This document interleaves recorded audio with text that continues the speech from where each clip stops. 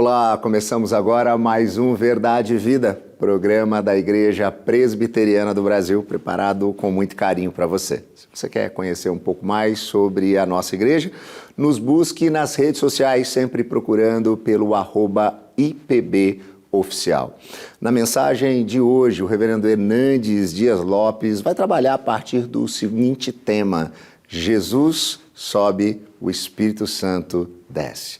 Que a percepção do cuidado de Deus sobre nós todos os dias, por meio da ação do Espírito Santo, possa trazer consolo, alívio e, acima de tudo, a convicção do amor de Deus revelado em Cristo Jesus ao seu coração. Não perca essa mensagem.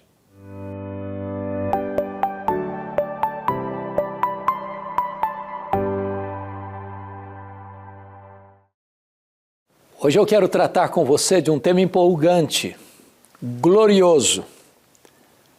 Jesus sobe, o Espírito Santo desce. E vamos basear esta mensagem em Atos 2, versos 32 e 33. Vamos ouvir a leitura desse texto. A este Jesus Deus ressuscitou, do que todos nós somos testemunhas. Exaltado, pois, à destra de Deus, tendo recebido do Pai a promessa do Espírito Santo, derramou isto que vedes e ouvis. A Bíblia diz que, na plenitude dos tempos, Jesus nasceu de mulher, nasceu sob a lei, para ser o nosso Redentor. O Verbo se fez carne e habitou entre nós, cheio de graça e de verdade, e vimos a sua glória, glória como do unigênito do Pai. A Bíblia diz que ele, sendo Deus, não julgou como usurpação o ser igual a Deus. Antes a si mesmo se esvaziou, assumindo a forma de servo, humilhando-se até a morte e morte de cruz, pelo que também o Pai o exaltou sobremaneira. E lhe deu o nome que está acima de todo nome, para que ao nome de Jesus se dobre todo o joelho, nos céus, na terra e debaixo da terra, e toda língua confesse que Jesus Cristo é Senhor, para a glória de Deus Pai. Então, Jesus nasceu numa manjedoura, Jesus cresceu numa carpintaria, Jesus morreu numa cruz, mas Jesus deixou o seu túmulo vazio.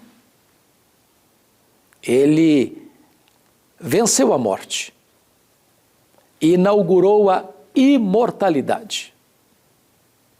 E então, cumprindo o propósito e o plano eterno de Deus de vir ao mundo como nosso fiador e representante, para morrer pelos nossos pecados e ressuscitar para a nossa justificação, ele retorna aos céus de forma retumbante, gloriosa, vitoriosa.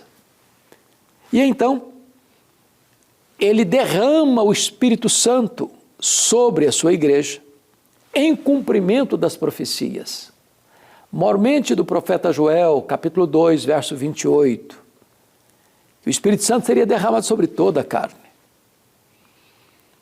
E Pedro, diante da reunião da multidão que se encontrava em Jerusalém, nesta festa do Pentecostes, pessoas perguntando o que quer isso dizer, outros, não, são galileus, não, estão bêbados. Pedro se levanta para dizer o que está acontecendo aqui, não é embriaguez, é o cumprimento da promessa feita pelo profeta Joel, de que Deus derramaria o seu Espírito. Então Jesus Cristo subiu, o Espírito Santo desceu. O Espírito Santo veio para ficar para sempre com a igreja.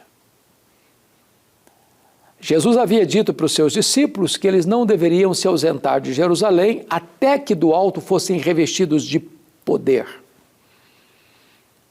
E Jesus retoma este assunto dizendo que enquanto subia para os céus, antes de subir aos céus, de que não muito tempo depois eles seriam batizados com o Espírito Santo, recebendo a promessa do Pai. E os discípulos perguntaram, mas Senhor, vai ser quando isso? É nesse tempo que o Senhor vai restaurar o reino a Israel? Ou seja, os discípulos ainda nutriam um pensamento político do reino de Deus. Eles imaginavam Jesus governando a partir de Jerusalém e eles talvez sendo seus ministros de Estado. Mas Jesus respondeu para eles: não vos compete saber nem tempos, nem épocas, nem cronos, nem kairós, que o Pai reservou pela sua exclusiva autoridade, mas recebereis poder ao descer sobre vós o Espírito Santo. Sereis minhas testemunhas tanto em Jerusalém como em toda a Judéia e Samaria e até os confins da terra. O Espírito Santo desceu para ficar para sempre com a igreja, como nosso Consolador, como aquele que nos guia em toda a verdade, como aquele que vai exaltar Jesus. O Espírito Santo desceu para revestir a igreja de poder. Poder para quê? Primeiro, para sair da agenda especulativa para uma agenda de trabalho. Não vos compete saber tempos ou épocas, mas recebereis poder para serem testemunhas. Segundo, poder para morrer, se preciso for. A palavra testemunha, que está em Atos 1:8, é a palavra grega martiria, de onde vem a palavra mártir. Quando uma causa é maior do que a vida, vale a pena dar a vida por esta causa. Muitos daqueles cristãos primitivos foram mortos por causa da sua fé. Dentre eles os apóstolos, exceto o apóstolo João, que foi banido para a ilha de Patmos, uma colônia penal, de onde escreveu o livro de Apocalipse. Os cristãos foram jogados às feras, queimados vivos, nas fogueiras da intolerância religiosa. Ao longo dos séculos, os cristãos têm sido massacrados. O século XX foi campeão na morte de cristãos por causa da sua fé, pelos regimes ditadores e totalitários do comunismo. Ainda hoje, cristãos estão sendo presos, torturados e mortos por causa da sua fé. E diz a Bíblia que nós receberíamos poder para morrermos, sem apostatarmos da fé, sem negarmos o nome de Jesus. Poder para quê? Poder para romper as barreiras do ódio, do preconceito racial. Os discípulos deveriam ser testemunhas também em Samaria, território conflituado, cheio de conflito, melhor dizendo, de duas raças que não se entendiam, judeus e samaritanos, que eram inimigos irreconciliáveis. Onde o evangelho chega, as barreiras do preconceito são quebradas. É preciso poder para isso. Poder para quê? Poder para levar o evangelho além fronteiras, até os confins da terra. Sem poder, a igreja não faz missões. Sem poder, a igreja se acovarda. Sem poder, a igreja fica presa entre quatro paredes. A igreja precisa do revestimento do poder do Espírito Santo. Então, ao ouvirem esta promessa e vendo Jesus subindo aos céus, entre nuvens e a promessa de que ele voltaria, os 120 discípulos que estavam presentes na ascensão de Jesus vão para o cenáculo. E diz Atos 1,14 que todos perseveravam unânimes em oração.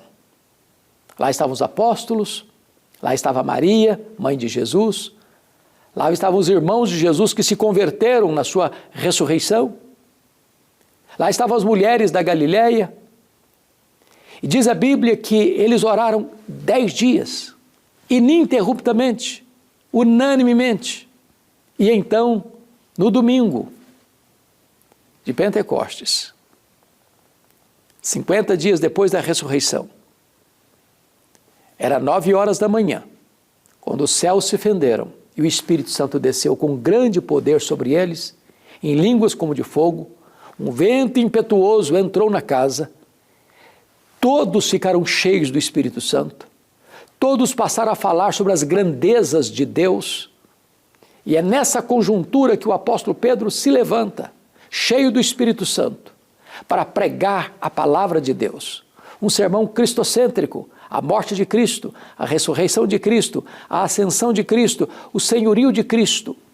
E quando ele está pregando esse sermão, o seu auditório é tomado por uma grande compulsão. E pergunta: o que faremos, irmãos, à vista dessas coisas? E Pedro respondeu: arrependei-vos, e cada um de vós seja batizado em nome do Senhor Jesus para a remissão dos vossos pecados. E esta promessa não é apenas para vós, é para os vossos filhos, para aqueles que ainda estão longe, para quantos o Senhor nosso Deus chamar. E diz a Bíblia que naquele sermão, naquele dia, na cidade de Jerusalém, cerca de 3.000 pessoas foram convertidas e batizadas para integrar a igreja de Cristo Jesus. Jesus subiu, o Espírito Santo desceu e Ele está para sempre conosco. Você e eu precisamos do poder do Espírito Santo.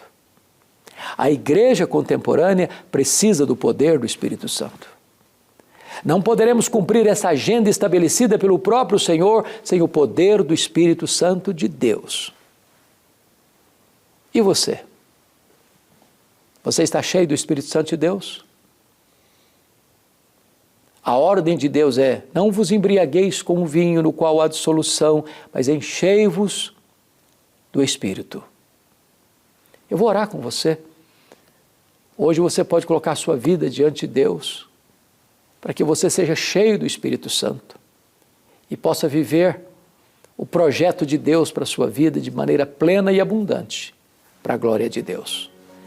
Pai, eu quero te agradecer pelo privilégio de pregar a Tua palavra e eu quero rogar-te agora em nome de Jesus que Tu apliques esta mensagem ao coração daqueles que estão nos assistindo. Faça esta oração neste nome que é sobre todo nome, o nome de Jesus, a razão da nossa esperança. Amém.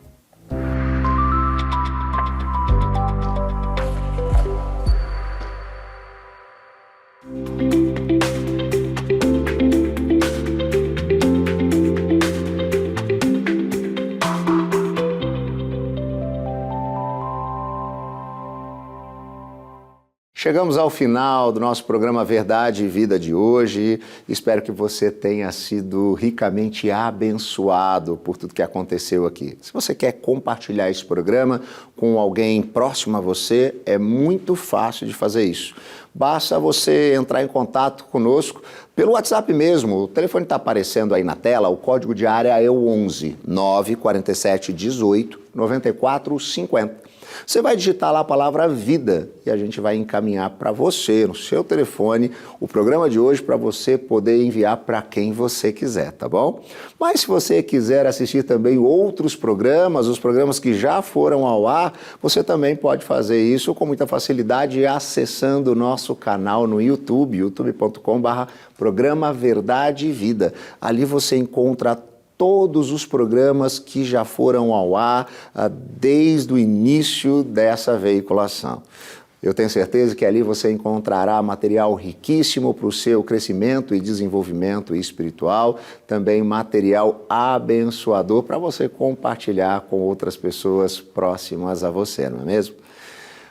Verdade e Vida vai se encerrando e a minha oração é que Deus continue te sustentando e por meio do Espírito Santo, derramando sobre você graça e misericórdia, que Ele te ajude diante dos desafios da vida e lhe traga alento no tempo da angústia, que você seja encorajado pela palavra do Senhor. Nós vamos ficando por aqui, mas semana que vem estaremos de volta, neste mesmo horário e neste mesmo canal.